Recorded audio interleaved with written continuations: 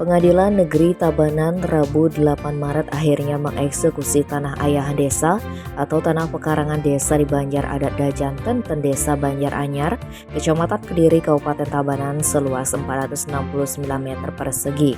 Eksekusi dilakukan sesuai dengan salinan risalah lelang nomor 32/65/2022 tanggal 12 Januari 2022.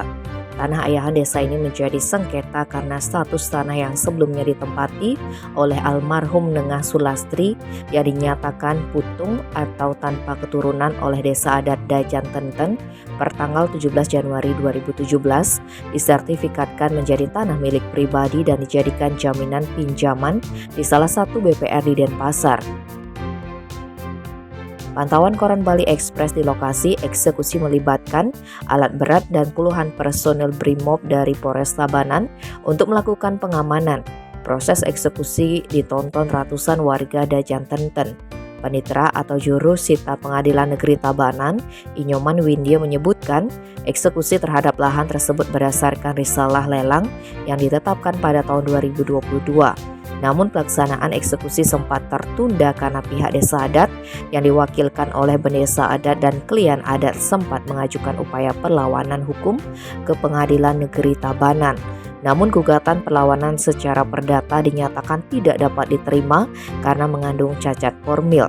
Bahkan setelah dinyatakan NU oleh PN Tabanan, pihak desa adat tetap melakukan upaya banding sampai ke tingkat pengadilan tinggi di Denpasar.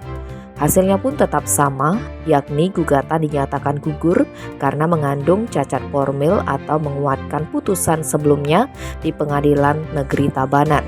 Sementara itu, Bendesa Adat Banjar Anyar Madirake menyatakan tetap tidak menerima atas eksekusi yang dilakukan oleh PN Tabanan dan akan melakukan upaya hukum selanjutnya untuk mempertahankan status dari karangayahan desa tersebut.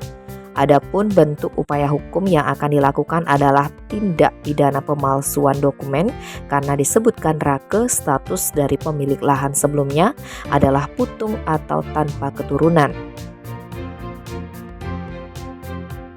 Tim Bali Express melaporkan.